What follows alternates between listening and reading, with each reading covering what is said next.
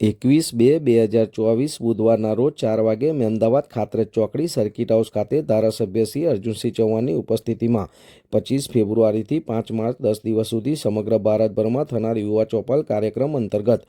અમદાવાદ તાલુકા યુવા મોરચા દ્વારા માઇક્રો પ્લાનિંગના ભાગરૂપે સંકલનની બેઠક કાર્યક્રમ યોજાયો। 10 દિવસીય યુવા ચોપાલ કાર્યક્રમ અંતર્ગત અમદાવાદ તાલુકા યુવા મોરચા દ્વારા 46 શક્તિ કેન્દ્રો ઉપર માઇક્રો પ્લાનિંગના ભાગરૂપે જ્યાં બેઠક યોજાઈ તેમાં પૂર્વ કેબિનેટ મંત્રી તેમજ હાલના ધારાસભ્ય શ્રી અર્જુનસિંહ ચૌહાણની ઉપસ્થિતિમાં આ સંકલનની બેઠકના મુખ્ય આયોજક એવા વિરાગ શાહ, જિલ્લા યુવા મોરચા પ્રમુખ કમલેશભાઈ ડાભી, પ્રભારી પ્રતિક પટેલ, મંટુભાઈ મહામંત્રી, રાજેન્દ્રસિંહ ઝાલા જિલ્લા મંત્રી તથા અમદાવાદ તાલુકા પ્રભારી અજબસિંહ ડાભી, સંગઠન પ્રમુખ વનરાજસિંહ ભરવાડ, અમદાવાદ તાલુકા મંત્રી દીપક ઠાકોર, જિલ્લા મંત્રી ધીરજસિંહ પરમાર, પ્રભારી હંસરાજ ચૌહાણ પ્રભારી સાથે અન્ય તાલુકાના કાર્યકરો આ કાર્યક્રમમાં ઉપસ્થિત રહ્યા હતા। આમ 10 દિવસીય યુવા ચોપાલ કાર્યક્રમ અંતર્ગત માઇક્રો પ્લાનિંગના ભાગરૂપે અમદાવાદ તાલુકા યુવા મોરચાની સંકલનની બેઠક શું નામ છે, શું પરિચય છે તમારો? મારું વિરાગ શાહ, મૂળ રહેવાસી Nadiad, ward number 12, booth number 150, Kheda જિલ્લા યુવા મોરચાનો પ્રમુખ છું। આજરોજ અમદાવાદ તાલુકાની અમદાવાદ સર્કિટ હાઉસ ખાતે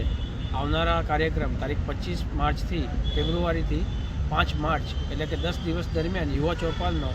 એક વિશેષ કાર્યક્રમનું આયોજન થવા જઈ રહ્યું છે। ભારત વર્ષની અંદર આખા સમગ્ર ભારતની અંદર યુવા મોરચા દ્વારા એક યુવા ચોપાલનો આ વિશેષ કાર્યક્રમ થવા જઈ રહ્યો છે, જેમાં ગુજરાતની અંદર ટોટલ 12,500 કરતાં પણ વધારે સ્થળો ઉપર એકસાથે આ કાર્યક્રમનું આયોજન થવાનું છે। આ 10 દિવસની અંદર દરેક શક્તિ કેન્દ્ર વાઇઝ 100થી પણ વધારે યુવા મિત્રો સાથે બેસી અને અમે સંવાદ કરીશું। સાથે સાથે જે રાષ્ટ્રીયની યોજનાઓ છે, પ્રધાનમંત્રી શ્રી નરેન્દ્ર મોદી સાહેબે જે 10 વર્ષની પાછલા 10 વર્ષની કરેલી કામગીરીની યોજનાઓનું વિસ્તૃતમાં એમની સાથે ચર્ચા કરીશું અને આવનારા સમયમાં યુવાઓના મતનું જે મહત્ત્વ છે એ સમજાવતા આ એક યુવા ચોપાલનો અગત્યના કાર્યક્રમનો યુવા મોરચાના રાષ્ટ્રીય તેમજ પ્રદેશ તરફથી અમને આ જે કાર્યક્રમ મળ્યો છે તે અમે નીચે સુધી પહોંચાડી શક્તિ કેન્દ્ર અને બૂથના 9 યુવા મતદારોનો અમે સંપર્ક કરીશું। આજના કાર્યક્રમનો મુખ્ય હેતુ? આજના કાર્યક્રમનો આ એક અમારી વ્યવસ્થાલક્ષી બેઠકનું આયોજન હતું આજે, કે આવનારા સમયમાં જે 46 શક્તિ કેન્દ્રો અમદાવાદ તાલુકાના છે એ 46 શક્તિ કેન્દ્રોમાં માઇક્રો પ્લાનિંગથી કામગીરી કરીએ અને તમામ નવા મતદારોનો અમે સંપર્ક કરી અને ભારતીય જનતા પાર્ટી તરફ એમનું મતદાન કરે અને આવનારા સમયમાં લોકસભાની જે ઇલેક્શનના ભણકાર વાગી ચૂક્યા છે તો એમનો વિશેષ સિંહ ફાળો રહે અને મત આપે અને 5 લાખથી પણ વધારે જંગી બહુમતીથી અમને કમળ રાષ્ટ્રમાં મોકલીએ એવી વિશેષ ભાવના સાથે આજની આ વ્યવસ્થા બેઠકનું આયોજન અમે કરેલું। છેલ્લો સવાલ, આજે પક્ષ દ્વારા એવી ચર્ચા થાય છે 400 પાર,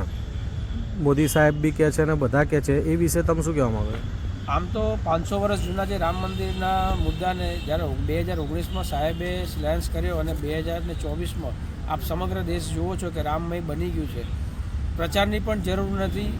જે લાગણી લોકોની જોડાયેલી છે તો 400થી પણ વધારે મતો, 400થી પણ વધારે સીટો આવવાની જ છે, એમાં કોઈ જ પ્રકારનો અમને પ્રશ્ન નથી। પણ છતાં હવે વાત આવે છે કે દરેક સીટ ઉપર કે મતદારોને માર્જિન છે કે જે મતદાર કેવી રીતના વધી શકે અને વધારેમાં વધારે મિત્રો ભારતીય જનતા પાર્ટીના મતદાન કરે અને વૈશ્વિક સ્તરે જે પાર્ટી અત્યારે કામગીરી કરી રહી છે અને આજે મોદી સાહેબે વિદેશમાં પણ હોય કે પોતાના દેશમાં હોય અને જે પ્રકારનું સન્માન ભારતીય જનતા પાર્ટીના કાર્યકર્તાઓને મળે છે તે આગલા સમયમાં વધારે વધારે મળતું રહેશે એવી આશાઓ સાથે અમે 400થી પણ વધારે સીટો ભારતીય જનતા પાર્ટી કાઢશે એવી આશા અમે છે।